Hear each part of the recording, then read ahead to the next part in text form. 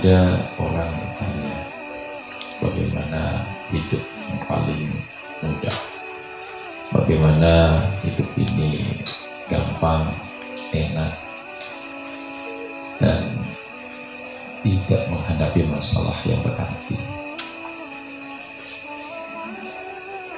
Saya menjawab, ada sebuah buku yang dikarang oleh Mustafa Abdul Karim. Buku ini telah diterjemahkan ke dalam bahasa Indonesia. Dan kalau kita artikan sudah dengan kalimat yang paling sederhana dan mudah dipahami, buku itu menjadi judul yang cukup menarik, agar selalu disayang Allah. Itu kira-kira jawaban yang paling tepat ketika ada orang bertanya, bagaimana caranya hidup itu enak, bagaimana agar hidup ini tidak menghadapi masalah yang berarti, bagaimana ya segala jalan itu menjadi mudah. Maka caranya bagaimana memposisikan kita agar selalu disayang Allah. Jadi buku karya Mustafa Abdul Karim ini memberikan jalan, memberikan wasilah kepada kita. Sesungguhnya bagaimana sih sifat kita, sikap kita, tindakan kita agar kita selalu disayang Allah. Nah, banyak sekali poin yang terdapat di dalam buku Mustafa Abdul Karim. Tapi pada intinya, kalimat besar yang ingin disampaikan oleh Mustafa Abdul Karim ini terkait dengan kalau kita ingin disayang Allah, maka kita harus dekat dengan Allah. Itu kuncinya. Jadi mendekatlah kepada Allah, niscaya Allah akan dekat. Jika kita dekat, wa idza sa'alaka ibadi anni fa inni qarib ujibu da'watad da'i idza da'ani. Niscaya Allah akan mengabulkan seluruh permintaan. Nah, problemnya dekat dengan Allah ini kan kadang-kadang ada namanya dekat secara fisik tapi jauh secara hati. Ada dekat secara hati, jauh secara fisik. Mendekat dengan Allah ini harus keduanya, yaitu dekat secara fisik, ibadah yang sifatnya mahdhah itu harus. Ibadah yang bersifat zahir itu ya harus dibuktikan, sholat, puasa, berinfak, ini ibadah yang zahir. Ya, semua kebaikan, berbuat baik kepada sesama, ya, peduli, ya, jujur, ini kan sikap-sikap yang positif. Jadi sikap-sikap yang zahir itu harus betul-betul ditunjukkan dan menjadi bagian dari sikap dan tindakan kita. Nah, tapi tidak cukup dengan yang zahir, karena Allah itu mengetahui apa yang ada di dalam hati kita. Maka orang-orang yang pengen agar selalu dekat dengan Allah, mengubah seluruh orientasi hidupnya dari yang tadinya linnas untuk manusia menjadi lillah. Itu kuncinya.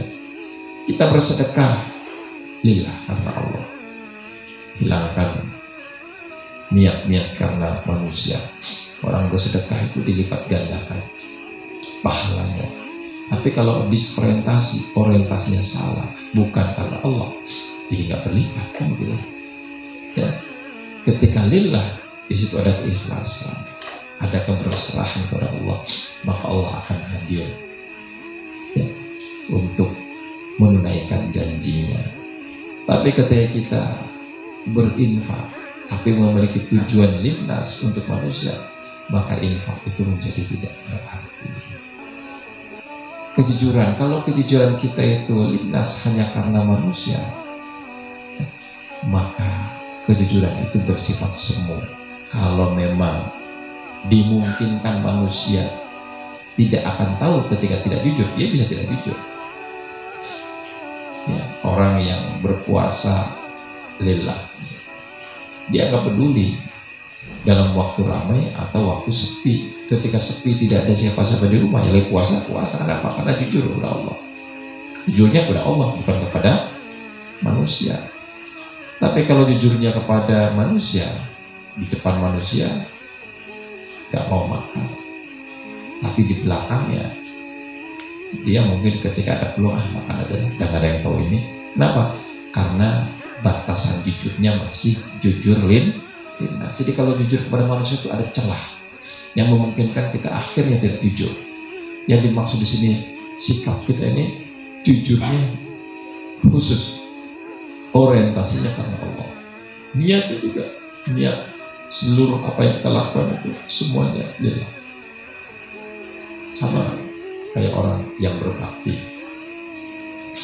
kepada gurunya misalnya.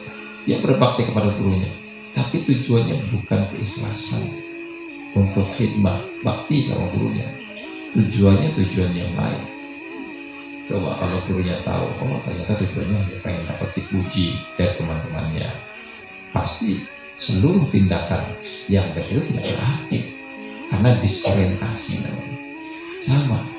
Jadi kata Mustafa Abdul Karim, kalau seseorang itu bertindak, bersikap, orientasinya lillah, bukan linnas, maka di situ akan ada kedekatan hatinya dengan Allah.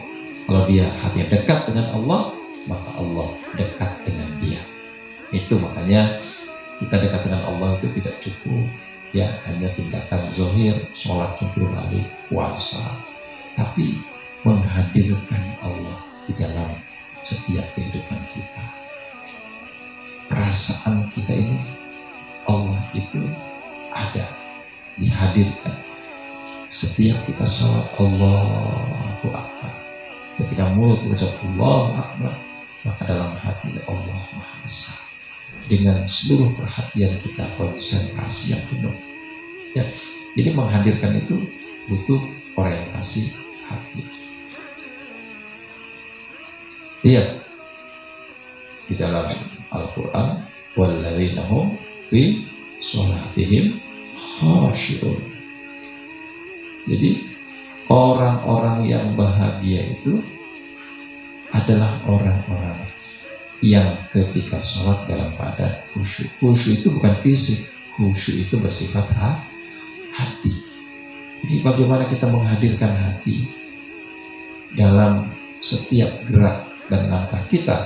Kehadiran hati ini hanya terkonsentrasi, hanya berorientasi, hanya fokus kepada Allah. Niscaya Allah akan sayang kepada kita. Maka kuncinya bagaimana seluruh hidup kita menjadi mudah? Ya sederhana. Bagaimana caranya agar kita selalu disayang Allah? Ya, judulnya bagus, agar selalu disayang Allah. Nah, itu tadi. Lalu pertanyaannya, bagaimana kita disayang Allah? Ya, sikap kita, tindakan kita, langkah kita, ya, semuanya taqarruban ilallah, ditujukan untuk mendekat kepada Allah. Mendekatnya tidak sekedar yang lahirnya saja, tapi yang batin. Tidak sekedar tindakan dan sikap yang terlihat oleh mata, tetapi hati kita, orientasi kita, tujuan kita dalam bertindak, ya, semuanya fokus pada satu titik, lillah, karena Allah. Puasa, tirakat yang dilakukan bukan karena malu kalau nggak melakukan, udah nggak ada lagi. Bukan karena enak sama teman, takut ketahuan dianggap tidak tirakat ini. Memang diniatin saya pengen berpuasa, taqarruban ilallah, mendekat kepada Allah. Jadi puasa yang kita lakukan sadar, dari mulai sahur sampai buka, ini taqarruban ilallah, mendekat kepada Allah, menghadirkan Allah. Di saat di waktu yang sepi, sedang di luar, sedang pulang ke rumah, mungkin tidak ada yang tahu kalau kita berbuka. tetapi kita jaga karena kita tahu orientasinya karena Allah dan Allah tahu, ya. Jadi dia akan